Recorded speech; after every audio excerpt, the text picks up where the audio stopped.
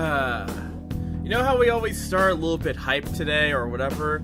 I think today we can be a little bit more calm today, you know? I feel like the energy that we can have today is a little more, you know, appropriate. Let me turn it down a little bit. Okay. So, yeah. Yeah, so at this point, I have no idea what to freaking watch right now.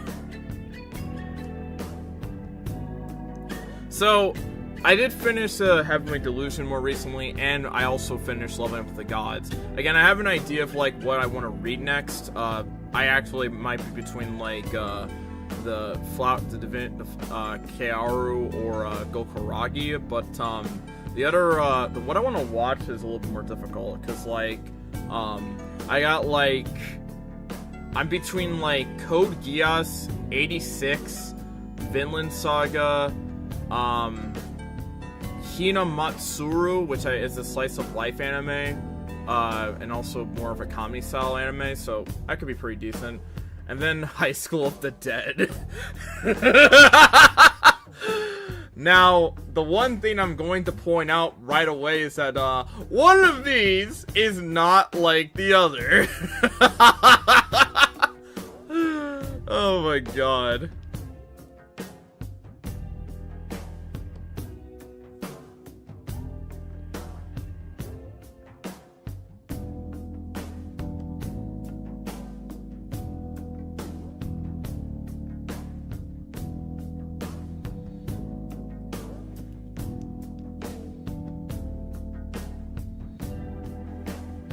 God of High School, whew. Watch Overflow, watch Fire Force. Oh, I've already watched Fire Force, and I have, Code Geass is great. Oh no, he wants to watch there's a different, technically it's not hentai, it's not, entei.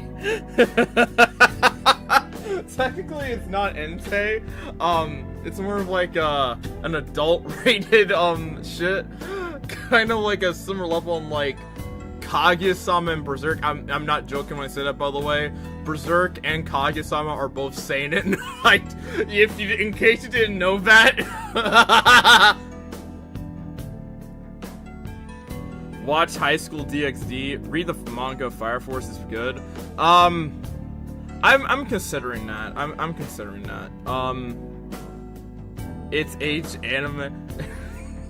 It's adult. It's adult.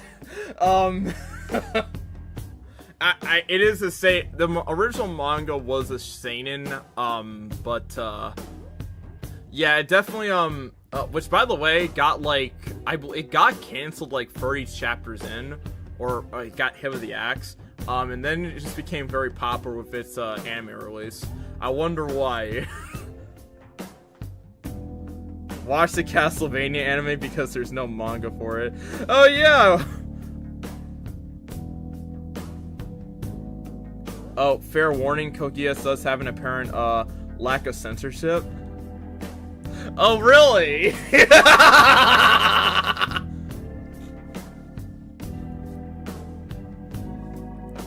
Watch Overflow. Bro, jokes on jokes. Overflow shit. Record of Ragnarok. Oh, I am not watching that shit. If I'm ever gonna consume that shit, I'm gonna read it. No, I'm not watching that bullshit. Bro, y'all want me to watch slideshow animation? Are y'all crazy? With like one Black Butler. I actually went to like a store one time of like the first. Castlevania is my favorite game and anime show. Nice. Alright, so what are we doing today? Reaction stream, P4, or something else? I don't know what we're doing today. But, yeah. This calm vibe, huh. You know what? You know, I don't know if this actually fits my energy right now. I don't know if this really fits my energy. So, how about we switch it up a little bit? Da, da, da, da, da, da.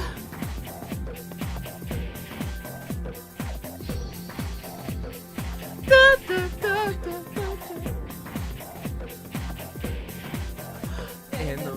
times and all the real shadows of green pales my heart appear messy onto the close.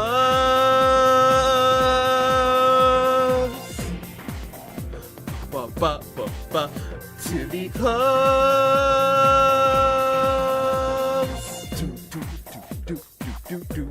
Do. Yes! Radical Red? Yeah, I'll go Radical Red. Okay, we got Reaction, Radical Red, P4. Recat? I can't count your vote, Diego. I don't know what recap means. So we got one vote apiece for like,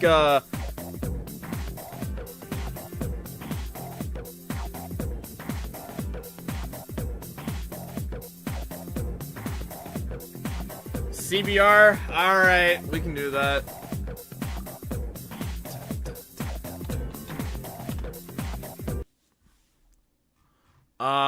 Shoot. Alright, let me bring up my...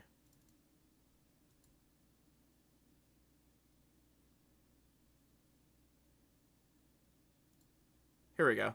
Alright, we're doing, like... I'm definitely staying away from... let me see. 8 Rasengan users ranked by strength. Let's see. By the way, you have no idea how often I've literally been, like, listening to, Yasuabi, to be honest. It's like, bro, Idol's, like, Yasuabi and Idol, oh my god. It's like, so freaking good. It's such a great song. 20 anime that caused me, okay. Let's see, 10 anime characters who look weak but are strong as hell. Alright, how could CBR fuck this up? 5 anime characters stronger than All For One? Bro, are we really, like... Okay. Y'all know how, like, MHA's, like, Y'all know how, like, dumb this is, considering the fact they have, like, a freaking universal, or... not actually universal. Multiversal power going up against freaking All For One. It's not hard to find characters that are stronger than All For One. Because All For One... can have, like, all these quirks and shit, but they all have their own side effects and whatever. But on top of that, and while he could theoretically, and while he's pretty strong, he's not killing, like, these multiversal, like, threats. So, like, no shit.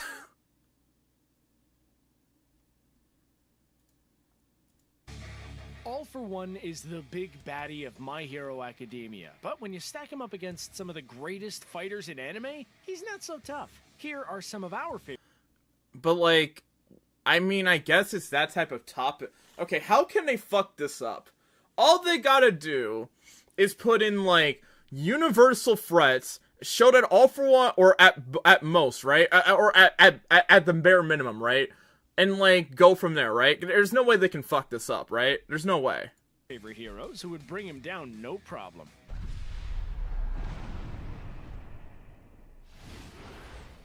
It's pretty much impossible to talk about the toughest warriors in all of anime and not mention Goku from the Dragon Ball franchise. It seems like supervillains are always trying to either take over the world or destroy it completely, or... I mean, no shit, Goku is stronger than All For One. Like, again, I just don't think it's, like, I feel like it's not fair, though, to, like, put a guy who's, like, multiversal and just, like, be like, yeah, that he can definitely beat All For One, because All For One does not have multiversal scaling or even close. MHA is not a freaking power-packed universe and shit. It's like, it's not even close to that. It's like, there's some, like, decent hacks that certain characters have, I guess, but some of those have some drawbacks that can be overcome, and, like, and none of them just come even close to overcoming some of the, like, strongest characters in all of fiction. I could put fucking Saber, Gilgamesh from the Fate series, like, freaking, Simon from Gurren Lagann, and, like, be like, yeah, those people easily slam All For One. All For One is kinda trash outside of his own verse, because he can't steal people's abilities, because none of them have quirks! At least the confident ones do. But Goku has more than enough power to crush the entire Earth. Why would they, like, I feel like the thing is that, like, the way I would do this is that I would put in characters that are of a similar scaling to All For One. Not put in multiversal fucking characters that are just, like, that we know for sure slam the shit out of, like, All For One and swat them like a mosquito. Or even destroy the whole universe. Don't get me wrong, All For One is a formidable villain, but Goku is next level. This is like the equivalent of saying that, like, Ria's Gremory is hot. This is like, it's just too freaking obvious, you know what I'm saying? Like, it just doesn't feel necessary at all. But, it's very, like, Sailor Moon Negs, Psyche, Yamcha would fucking would slam him. He is so strong that in Dragon Ball Super, My anime OP / and I can name a better one, you say Fushiga. I say Lost in Paradise. Oh, shoot, not bad. Ooh, okay. Had to hold the Tournament of Power in a negative dimension, because otherwise the power of his battles would have shattered the entire known universe. Top 5 humans in the world who can beat an infant. Goku is so powerful that he doesn't even fear the all-powerful Omni King, who is capable of blinking out universes on just a whim. Okay. Again, like, but why include him in this list? Yeah, you're correct, yeah. But it's too obvious. You guys can't find characters that, like, scale to him, or, like, or whatever, that scale to All For One properly. You have to, like, go to, like, fucking multiversal level threats in order to find characters that can beat All For One. Yeah, no shit, he can be beaten by Goku. He wouldn't survive one attack. Okay, so maybe that's because Goku is too dumb to be properly afraid of Xeno, but still, it's impressive. Oh. By the way, can I, like, say that as a side note that Super, kind of, like, make Goku, like, really not intelligent? I mean, he wasn't smart to begin with, but at times got a little bit out of control. And did I mention that he can summon the ultimate god of his universe by literally pushing a button? Because it's pretty telling about the level of Goku's strength that he doesn't use this all the time. Button? Like, really? What, we're real, I mean, okay, well, so, wait a minute, are we, like, saying that he can, like, that because he can summon, like, Zeno, he would be able to, he'd clearly be able to beat All For One? You don't need that point, Goku just has enough raw power by himself. All For One is a tough villain, but he's a mere mortal. When Goku wants to challenge himself, which is pretty much always, he fights against actual gods. Gods of destruction. Beerus can destroy... Again, pitting the Dragon Ball universe against MHH universe is so freaking dumb, because none of it makes freaking sense. Planets with a single flick of his finger, and Goku was able to hold his own in a fight against him. Not only that, but his primary concern during their battle was how to prevent his home planet from being wiped out. And then there's the fact that he's managed to Remember when Anime Goku almost destroyed the universe in his god form? Bro, it's like nuts on like how like it's like, yo, CBR really did 15 things Dragon Ball Super does better than DBZ as a... Bro, are we serious right now? Master Ultra Instinct, a move so challenging that even Beerus can't really pull it off. Goku's body can react of its own accord to incoming attacks, meaning that he can preserve his own precious... Dude, we don't need... Bro, this segment does not have to be as long as it is. You have us at, like, the first freaking line of, like, Goku is multiversal. So, he's going to whoop All For One's ass. You don't have to extend this shit further. And somewhat limited mental energy. This hero grew up throwing cars around when he was just a kid. And it's... Now, actually, here's a good question, though. How many, like, could Kid Goku actually beat All For One is the question, is a better question. Because, like, putting Goku at that level is, like, just absurd. But what about Kid Goku? Like, how would Kid Goku beat All For One is the question. Not from GT, DB Kid Goku. I'll leave that answer to y'all in the comments. It's safe to say that he's gotten a little bit stronger since then. Like, potentially whole I recently rewatched Goku vs. Frieza and Kai. I forgot how hard that fight went. It's a great fight. Yeah, Dragon Ball Super Goku is pretty dumb because the animators make Goku dumb. Literally anybody who could keep up with Goku at the beginning of Dragon Ball arc can speed blitz all four and do some FTL feats. With ease, yes, okay. universe destroying. Even when he's not in Super Saiyan God mode, his powers are still pretty much God tier when you compare them to characters from other fictional universes. Quirks or not, Goku is just on a completely different level from All For One. And a battle between the two of them would hardly be a challenge for Goku, much to his disappointment, I'm sure. Sorry, All For One, but maybe spend a bit of time in a hyper... So, like, if we're just, like, saying a Kid Goku just, like, blitzes, All For One, and, like, the rest of these characters, and, like, at that point, there's just no reason to put Goku on this list. Again, because it's just, like, way too obvious. I mean, again, I feel like it would have been interesting if they actually included Kid Goku here, because, if they specified him, because, like, honestly, like, just saying that regular adult Goku by the end of Super just beats All For One is again, like, saying that, like, it's just like saying water is wet. It's just unnecessary. Everyone knows that shit. But, like, actually talking about, like, how Kid Goku could do it is, like, would actually show that this company knows a little bit more than DBZ originally. Which they clearly might, but I don't really think that they, like, really talk about original DB as much, and just talk about DBZ instead. Because that's a more popular one, and, oh yeah, I got DB, the original DB is a prequel and shit. Like, no. It's the entirety of DB, and it came first. Hyperbolic time chamber and then get back to me. Both admirable and compelling about Goku is that he is always pushing himself to his absolute limits. We've seen him give it everything he has, and sacrifice his own health and safety in order to protect others. So we have definitely seen him reach the at least temporary limits of his own power. But Saitama from One Punch Man is a total... It's Saitama.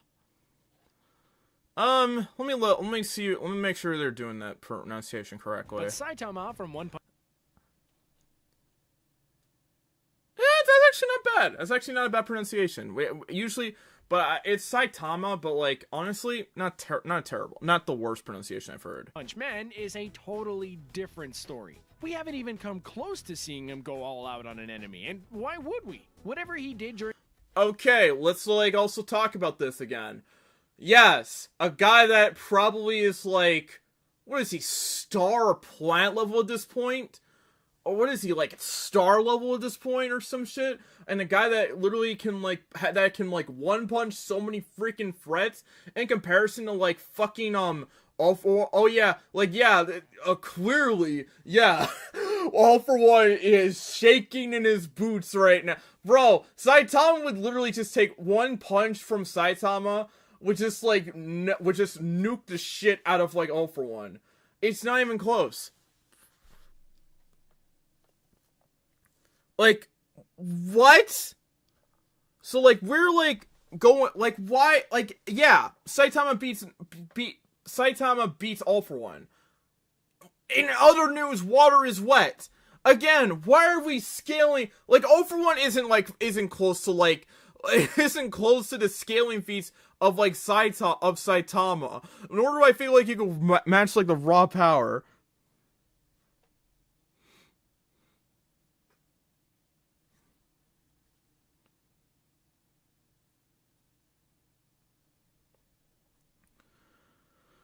I know, I'm not even saying, like, Goku versus Saitama. I'm saying, like, All For One versus, like, versus Saitama. And, like, it would be just, like, way too freaking obvious that Saitama would win that one again. I feel Saitama probably could just, like, easily, like... Isn't there, like, a feat of him, like, sneezing on Jupiter and, like, a bunch of the planet and layers of the planet came off? Like, a sneeze or some shit? Or, like, what was that feat in the manga? I haven't, like, gone too deep into, like, the One Punch Man manga, but I've seen that feat a lot. Like, absolutely fucking not! Like, Saitama would neg freaking All For One. Like, why are we like freaking, why is, again, put someone that has similar scaling, not fucking Saitama! During his training period may have made his hair fall out, but it also made him the strongest being in the One Punch universe, if not all other fictional universes. In fact, Saitama's greatest enemy isn't even a living being, because if it was, Saitama would blast him straight into the stratosphere. His real enemy is his feeling of aimlessness, and he struggles to cope with the fact that even the biggest baddies out there aren't enough to put up an even mildly interesting fight. And as we all know, you can't just punch your way to a positive outlook. Other than his constant existential crisis, Saitama's weakness, if you can even call it that, is he doesn't just throw his strongest punch around on every single enemy. If he wanted to, he could have utterly destroyed Speed of Sound Sonic. But instead, he stepped in to stop his fight with Geno and can barely even remember his nemesis's name. He's capable of punching his enemies so hard they actually explode, but he doesn't always put his all into Is this CBR? Yep. punch. If he did, the show would be a lot shorter. Again, like, why though? Why are we talking about, like, again, Saitama has higher scaling feats than fucking All For One. They're not in the same tier of power and shit. And I swear to God, if y'all talk about fucking Goku versus Saitama in the live chat, I'm going to scream. I'm like, but like, back to this entire topic. Yeah, Saitama beats All For One. In other words, water is wet. In other news, water is wet. Like, really? And a lot messier. But an enemy like All For One might actually inspire Saitama to, try in a fight. All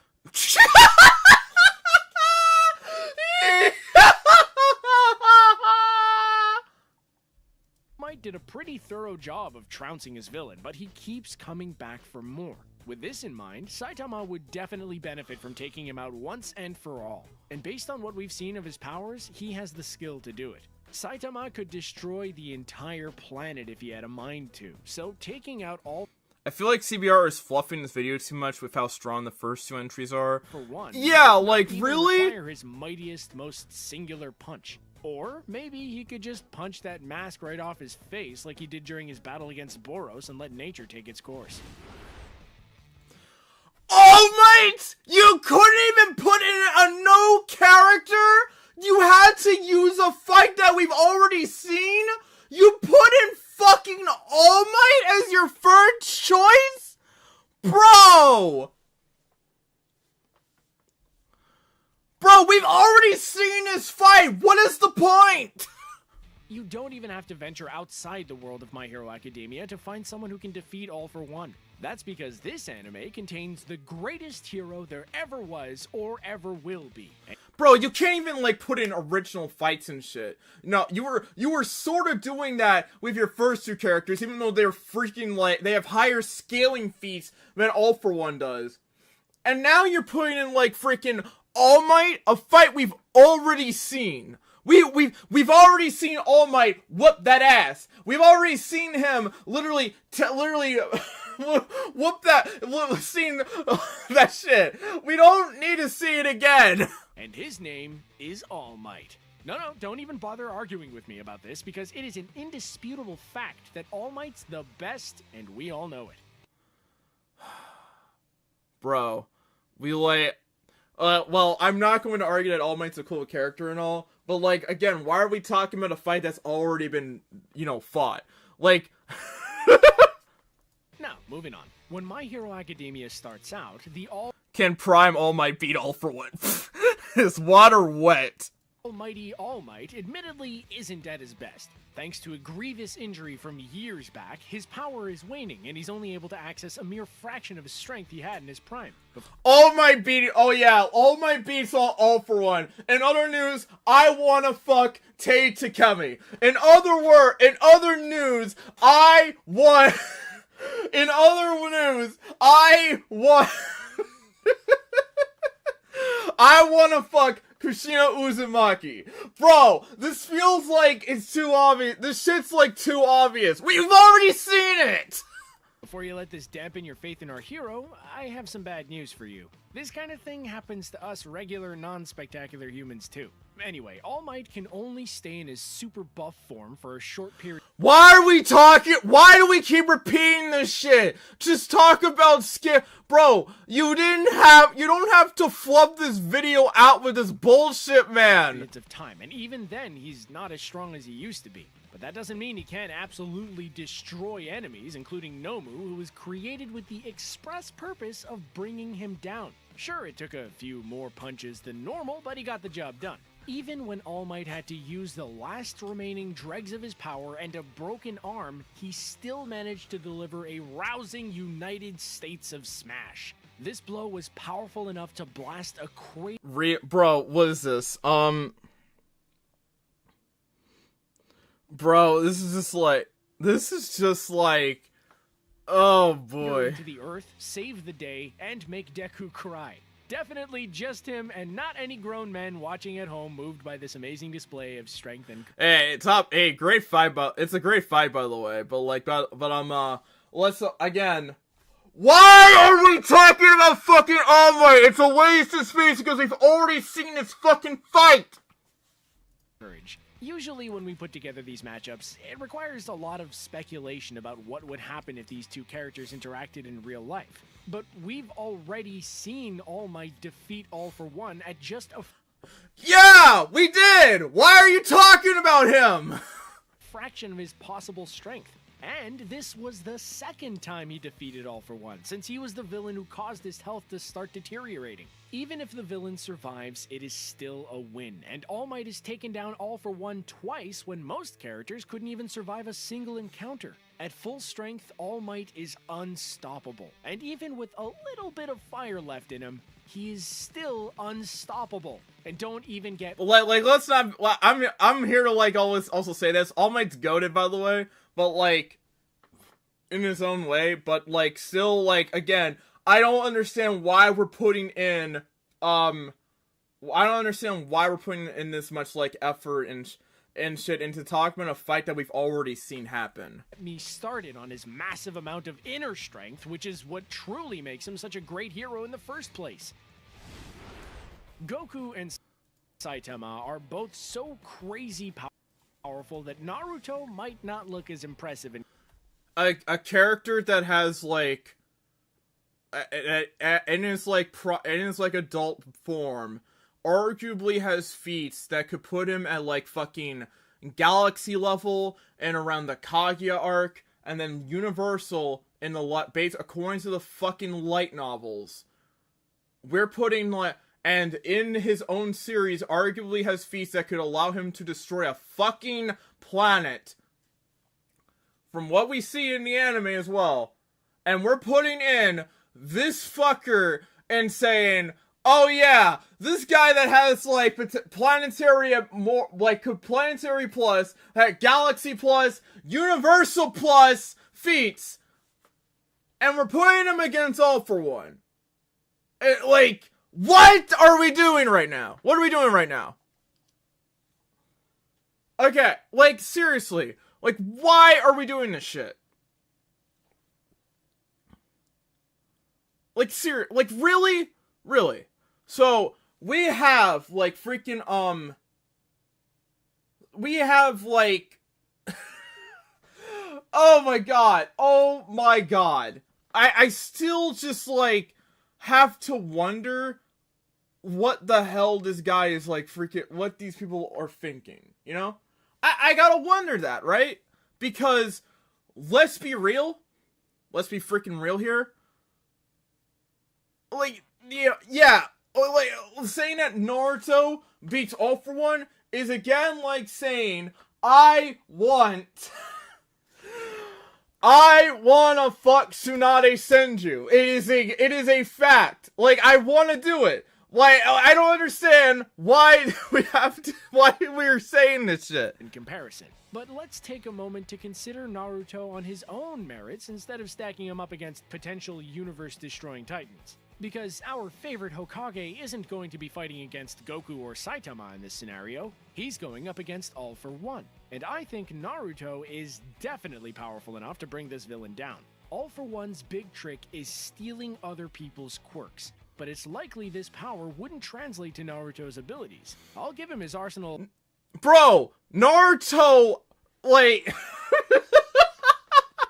bro, like, especially if, like, Naruto's pushed to, like, QB mode and shit, bro, actually, let's not even debate, like, Naruto in his current form, and by the time it gets, like, fucking Boruto versus the Otsutsuki bullshit.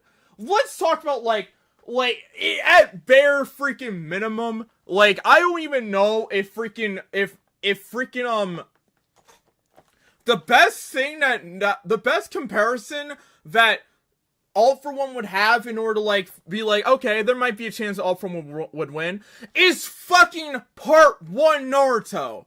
It's fucking Part 1 Naruto. He's not beating a Naruto that has the fucking Rasen Shuriken. He's damn for sure not beating Sage Mode. He is not under any circumstance beating KCM Naruto. He ain't beating 76 Paths Naruto. Or ending the series Naruto. Hell, he's not beating fucking Boruto.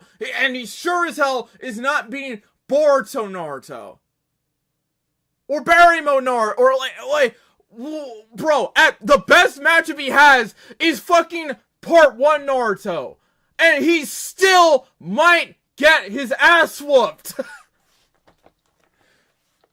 Because if Naruto goes into One Tail state, hell, but that's his, like, best comparison. That's his best comparison at this point. I feel like that part, like, what? I mean, honestly, again, I would be interested to see what your thoughts on, like, if Part 1 Naruto could beat All For One, but, like, past that, it's a watch.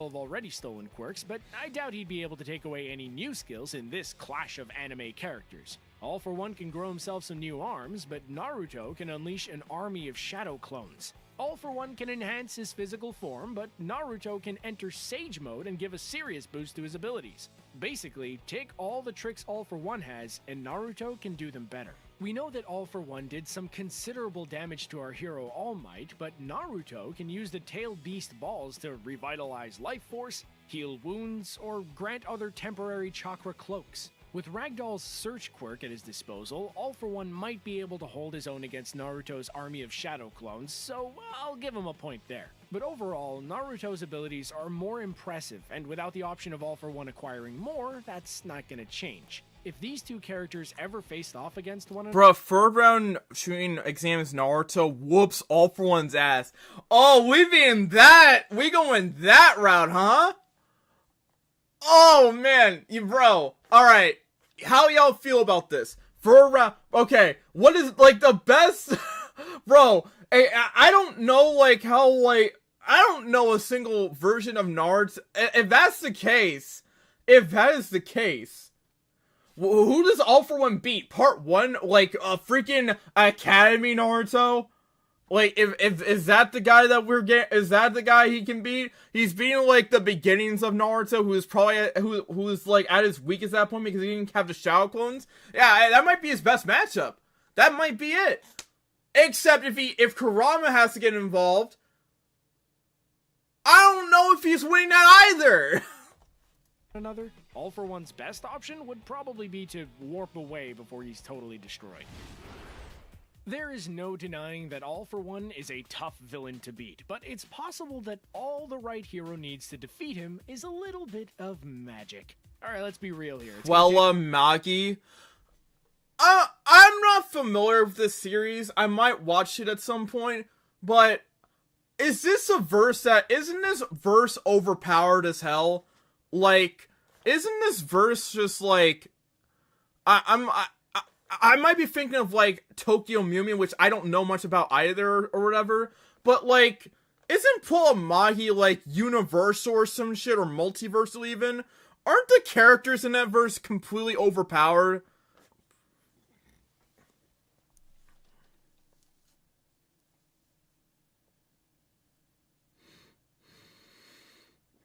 Could we even count? I mean, it did say that, like, 5 anime characters stronger than All For One, so since All Might beat All For One twice, I guess he is stronger than him, so it doesn't say, like, it's not saying, like, whether or not they kill him or not, it's like whether or not they beat him. Yes, it's OP. Madoka is universal plot. The No, this is overkill for All For One. Madoka is an insanely large amount. Oh, this is Madoka magic. Oh god. Magic. But luckily, I know of an anime where access to that kind of magic isn't a problem. In the world of Puella Magi Madoka Magica, or simply Madoka Magica, tons of yeah, okay. This is okay. So Madoka Magica. Oh shit. Powers can be yours for the low price of your soul. But that's a small price to pay the insidious yet adorable Kyubey for pretty much any. So Madoka Magica. We're putting Madoka Magica here.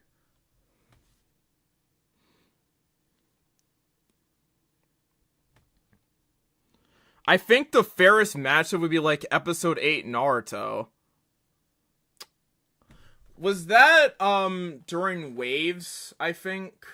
That was during Waves, right? Yeah. Oh boy. Wish. And pink-haired Madoka definitely got her soul's worth. I'm not watching the rest of this.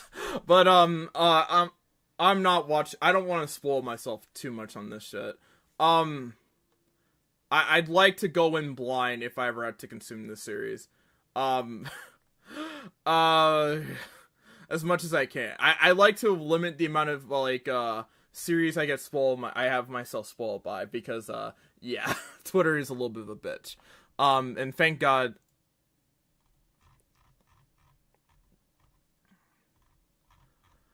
God.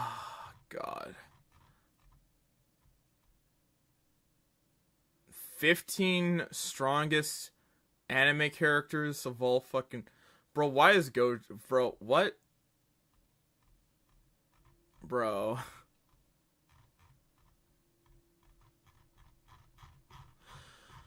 Oh, boy. Okay, my full thoughts on this video, on that video was, okay. So, that was bad. Because, like, here's the thing. If you're putting, like, Universal plus characters against freaking, against, like, All For One, it's no shit he's gonna beat those guys. Like, My Hero is not a series that has overpowered ass characters that can be scaled up to Universal level. It's a series that keeps itself a lot, it's a series that has, like, more so, I guess, at best, C-level threats, right? Like, threats that feel a little bit more something that is akin to, like, real life and shit, but still has that, like, hero fantasy type aspect. It's like a less overpowered version of, like, of any comics you read, right? So, putting those characters up against, freaking Universal plus characters is ridiculous. Especially since a lot of those characters face off against world-ending, universal-ending threats. And it's not even... So, why in the hell are we putting... I mean, I guess technically, All For One could like, be a world-ending threat in his own way, but not to the point he would, like, destroy a fucking planet, just, like, be, like, a fucking demon lord or some shit, right? So, my main thing about this entire thing is, like, if we're putting, like, world-ending threats, again, like, characters that can destroy a whole planet, by the way, that's what I mean, against All For One, who has scaling feats that don't even come close to that. It's like a case of, no shit, Sherlock. And then you put in a fight that we've already seen. a character that we know has beaten All For One. The only character that we know has whooped that All For One ass. And, or actually, maybe that's not even the case anymore, because apparently, like, freaking freaking Tokoyami and Jiro put in some work on that guy. But,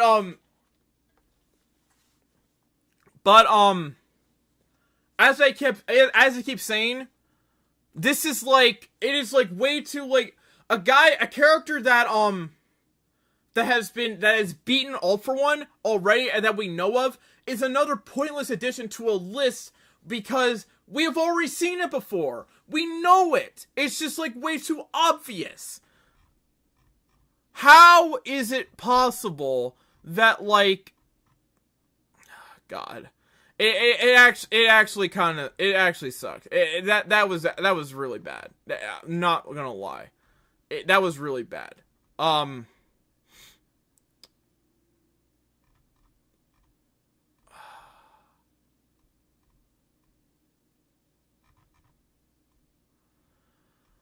Okay, they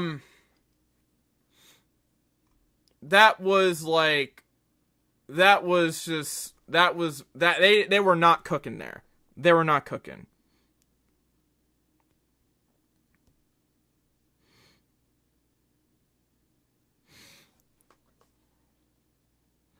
What is the 1 and 15 fiends? Alright, we're gonna do one more. 15 fiends. Dragon Ball Super does better than DBZ. Oh boy, this is gonna be bad. As great as it was to... Bro, this is literally the Tom Grossi music at the start of the intro. This is like, what the fuck? Finally get more Dragon Ball, not every fan of the franchise got on board with Dragon Ball Super, and it's not hard to see why. Between the bad animation, weird jokes, and sagas that don't quite stick the landing, it's clear that Super doesn't exactly live up to the power of Dragon Ball Z. Plus, it just can't beat the classics, and Dragon Ball Z is overall... So then why there's no way you're going to be able to pick 15 fiends that Dragon Ball Z does better than Super. That Dragon Ball Super does better than Z. This is going to be a bunch of bullshit. The superior series. That said, there are some things that Dragon Ball Super did some things. Again, you put in 15. That's not some by anything. Better than Dragon Ball Z. If you said 5 fiends, I guess that's okay. But like 15? Bro, that's clickbait in of itself. From the Beerus Saga to Dragon Ball Super Broly, let's take a look at all the things that Super does better than DBZ.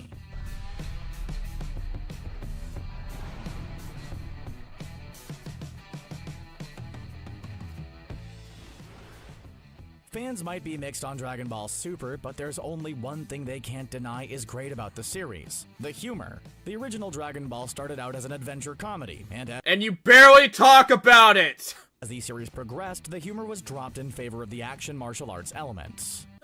There was some humor involved in. I wouldn't fully disagree. I don't fully agree with that.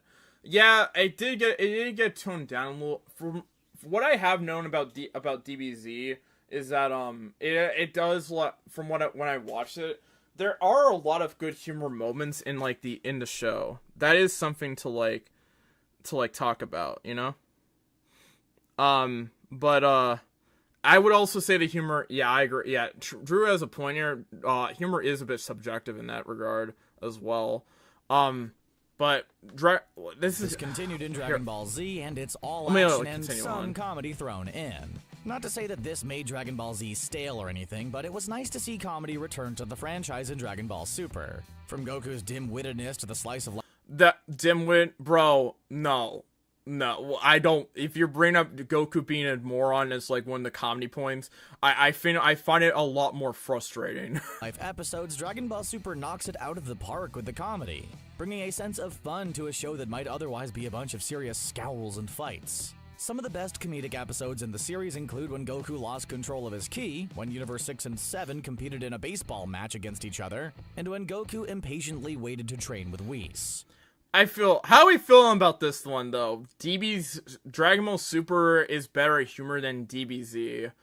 I don't know about that one. I feel like Dragon Ball Super does have some good jokes, but at times some of them just, like, feel out of place at times. While Dragon Ball Z had a few humorous moments and episodes, like Goku and Piccolo learning to drive, Dragon Ball Super's humor tends to make things a bit more lively.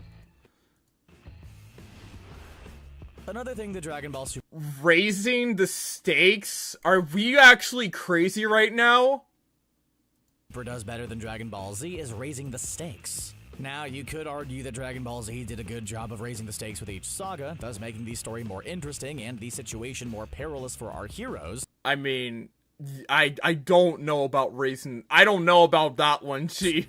I don't know if you saying Dragon Ball Super did a better job at raising the stakes is a little bit out there, I think. Super cranked the concept up to 11. In Dragon Ball Z, we started with the Saiyans, warriors with power. Yeah, I would agree with that too. Like, someone might actually like Arail being in there, but which from that Dr. Slump manga, which is another Toriyama creation that a lot of people probably haven't read. But like, honestly though, again, humor is subjective, and honestly, I don't think that like saying that one piece of humor versus like another being like objectively better is just like correct. I think humor definitely is very subjective in that regard. Power beyond the belief that came to Earth. From there, things were escalated by the heroes going to space, where aliens like Frieza and his army stood as some of the most powerful adversaries that Goku and his friends had ever faced. This trend continued with the androids, Cell and Buu, all of whom were simply stronger than the last antagonists. Dragon Ball Super used a similar concept, but also built out and expanded the universe to increase the scale of the series and thus put more at stake when the new antagonist showed up. The most notable expansion was when the Dragon Ball multiverse was revealed, a concept that raised the stakes when the Tournament of Power came around, as each universe had to fight each other or be erased. How's that for stakes? But like, what has that really been something we haven't seen before, to be honest? Because Boo himself was a freaking universal menace himself, if we're being honest. Especially to heaven! Because they couldn't let anyone rest in peace before he wiped out their existence! In heaven! In freaking heaven! He wouldn't let anyone rest in heaven! Bro, I'm sorry. I don't know if I agree with that either. What? Thanks. We mentioned earlier how Dragon Ball Super does humor much better than Dragon Ball Z, and that most of it is derived from the slice-of-life episodes. Those episodes and moments— They did humor again?! Are actually another thing we believe that Super does better is derived from the slice-of-life episodes. Those episodes and moments are actually another thing we believe that Super does better than Z. While some fans might be annoyed at it, I can't agree with that. There are a lot of like really good moments of some decent slice of life examples in like Dragon Ball, such as like when Goku was hanging out with Gohan before the Cell games. And it takes like a decent break from like a little bit of the action going on in between the arc. It allows you to get a little bit more of a breather here, and also just like you kind of like are speculating about like a little bit of like what the hell is Goku doing and shit. But like the slice of life episodes just don't really like, I wouldn't say fully relate to like the incoming plot. But at the same time, I'm not gonna say the slice of life episodes are bad for Super at all. Far from that. Having moments like where, for example, like Vegeta hangs out with his family is pretty good, and also is a testament to his growing character. But I wouldn't say that like the slice of life aspects are like better overall than DBZ Super, to be honest. I think they are welcome though. Dragon Ball Super tends to devote quite a bit of time to the day-to-day lives of Goku and friends. And while Z did the same, it was often in the form of low-quality filler, with Goku and Piccolo's driving lesson being one of the few gems. Dragon Ball Super, on the other hand, does a much better job with these slice-of-life episodes, finding humor in putting Goku, Vegeta, and other superhuman martial artists in everyday situations that, as shonen characters, they definitely don't belong in. We also appreciate fun relationship moments, something that Dragon Ball Super has in spades, from Gohan and Vidal's home life to Bulma and Vegeta's adorable bickering. So is that humor or slice of life? Because you clearly labeled this fucking humor. And Chi-Chi attempting to stop Goku from training. No matter how you put it, Dragon Ball Super is sometimes at There is a difference as well between, like, slice of life moments that aren't really, like, taken away from the plot. Like, I feel like a great example of, like, a series that does this pretty well for, like, mixing in slice of life episode moments and shit, and, like, having it kind of, like, mix in with the plot pretty well is MHA. It does a decent job at, like, mixing in those, like, slice of life moments and, like, also making it feel, like, really, and mixes in pretty well with the plot. I'm with Dragon Ball Super, sometimes it's just at times slice of life, and everything as well. at its best when showing the day-to-day lives of the characters, something it does better than Z ever did. If you ask the biggest, most dedicated Dragon Ball fan, you'll find that even they have a few plot holes and unanswered questions to complain about when it comes to DBZ. Perhaps this is a bit of an exaggeration, but the point stands. Dragon Ball Z had a lot of issues, from plot holes to continuity errors to problematic and undesirable elements. Dragon Ball Super, on the other hand, actually goes to great lengths to address some of these issues. One of the most significant examples and creates new ones. Like, what? Examples of this was when the Kais explained how Goku and Vegeta ended up unfusing despite Potara fusions being said to be permanent. In the future Trunks saga of Dragon Ball Super, we learned the reason behind this. Some fans speculated that it was the magical nature of Boo's innards, but Super revealed that Potara fusions are only permanent when two Kais fuse. Oh, that, no. Mai in the Trunks ship is worse. Oh god, let's not talk about that one. Oh my god. And they have a 1-hour time limit when mortals use earrings. Dragon Ball Super also it creates a major new issue of Master Roshi, whose perverted ways stand as one of the series' most problematic and somehow it's not as worse than like the freaking bro. Oh yeah, we have the pervy characters just acting like a pervert. Yeah, maybe it might not be your cup of tea, but how about we talk about the Mayan Trunk ship? aspects. But Super had him get over his weakness for women, ridding the franchise of his disgusting behavior once and for all. No, it didn't. No, it didn't. Dragon Ball Z was a major zag from the series that came before it. Sure, Dragon Ball had already started to shift the series' focus on antagonist-based sagas, but Z almost feels like an entirely different world compared to Dragon Ball. This is obviously a result of the manga and the time skip that took place between the Piccolo Jr. saga and the Saiyan saga. But still, the two eras of Dragon Ball are very different. As such, DBZ feels lacking in elements established in Dragon Ball, aside from the characters, while Dragon Ball Super makes a lot more callbacks to the original series. Some examples of this include a second crossover episode with Dr. Slump and the As such, DBZ feels lacking in elements established in Dragon Ball, aside from the characters, while a fairly different world compared to Dragon Ball. This is antagonist-based sagas, but Z almost feels like an entirely different world compared to What? No? Dragon Ball. This is obviously a result of the manga and the time skip that took place between the Piccolo Jr. saga and the Saiyan saga. But still, the two eras of Dragon Ball are very different. As such, DBZ feels lacking in elements established in Dragon Ball, aside from the characters, while Dragon Ball I don't know about that one, Chief!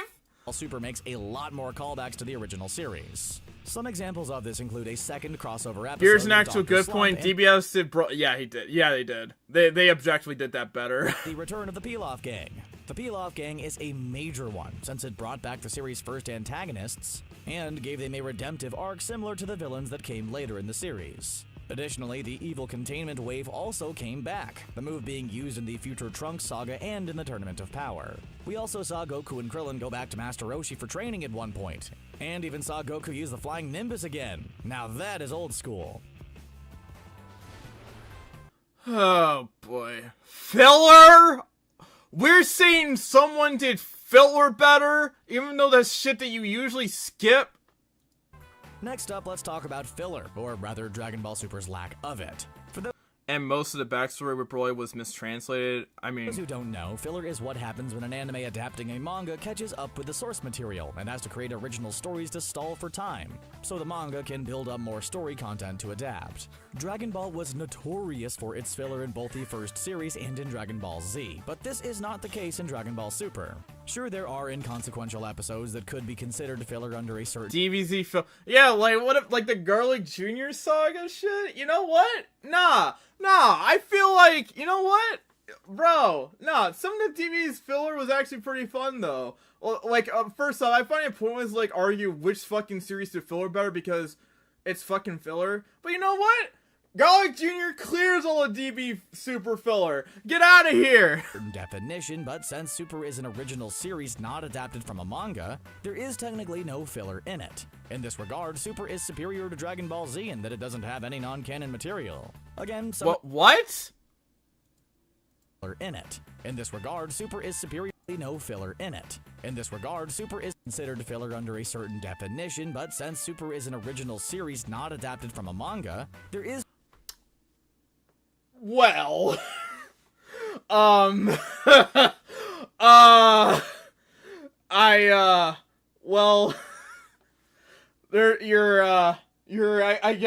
guess.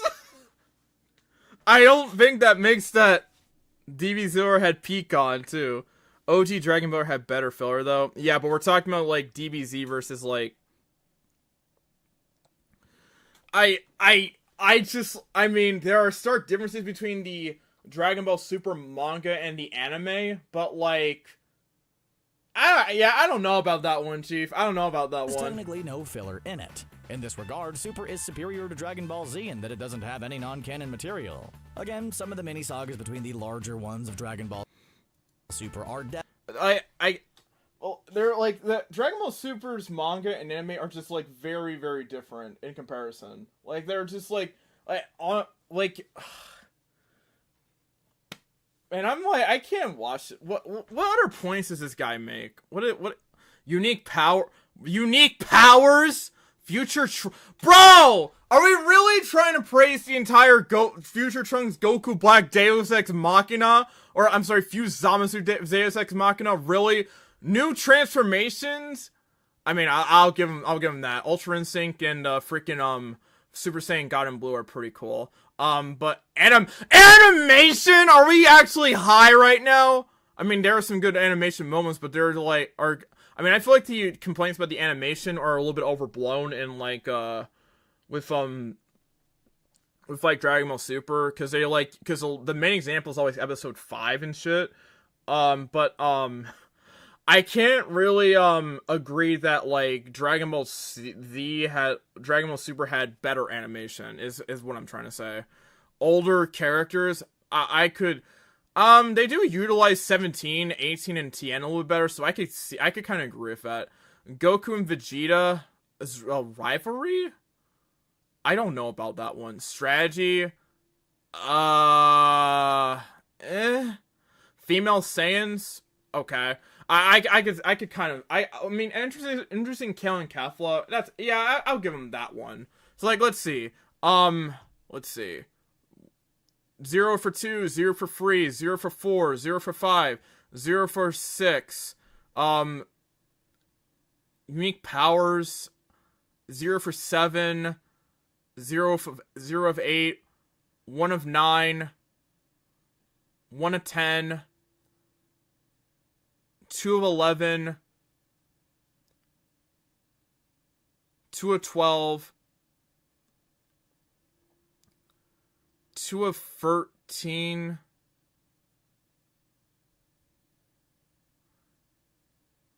3 of 14, and, oh yeah, 3 of 15. So you got 3 out of 15, boys. Congratulations. Kai does sweep. Kai is great. Animation. I gotta say, like, I like the forms of, like, freaking, I like, to be honest, I like Ultra Instinct a lot. It's such a cool freaking form. I don't like how DV Super kind of, like, went into, like, a route of, like, pull out a new transformation bag and shit. But I honestly really fucking like Dragon Ultra Instinct a lot, to be honest. So I prefer Ultra Instinct to Super Saiyan, to be honest, even though I think Super Saiyan's a lot more iconic. I'm just a sucker for white hair transformations. I'm just a sucker for like white hair transformations. That's my thing. But I don't think but honestly none of those forms compare to the greatness of Super Saiyan 4. I don't care what y'all have to say about GT. Super Saiyan 4 is the best transformation in Dragon Ball. I am not taking this back. I'm not. Here, okay, let's talk about this. Goku overcoming his trauma and a transformation that killed his grandfather. Awesome. Him becoming Super Saiyan 4 to whoop the shit out of Super Boo's ass. I'm not Super Boo. Fucking baby's ass. Super baby's ass. Yeah, check. And like the amount of like hype that shit was. Woo! Boy, man. Oh boy. I'm telling y'all, Super Saiyan 4 is the best freaking transformation in Dragon Ball. Not even close. It's better than Super Saiyan. Don't come at me. Super Saiyan 4 is better than Super Saiyan. Freaking Super Saiyan, it's better than Ultra Instinct. It's better than God Form. It's better than Blue. It's better than Free. Super Saiyan 4 is the best transformation in all of Dragon Ball. Not even close.